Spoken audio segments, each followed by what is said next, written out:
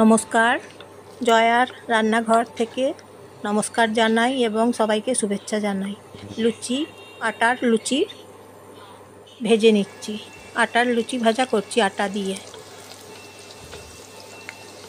প্রথমে আটা মেখে নিয়েছি, তারপর নুন, তেল, জল দিয়ে মেখে নিয়েছি, তারপরে ভেজে নিচ্ছি।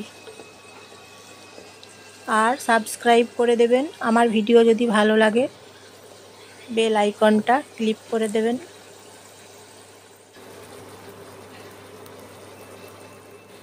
এবং লাইক করে দেবেন। কেমন লাগছে আমার রেসিপি জানাবেন কমেন্ট করে। লুচি ভাজা ভেজে নিলাম, আটার লুচি এইভাবে ভেজে নিলাম আটার লুচি।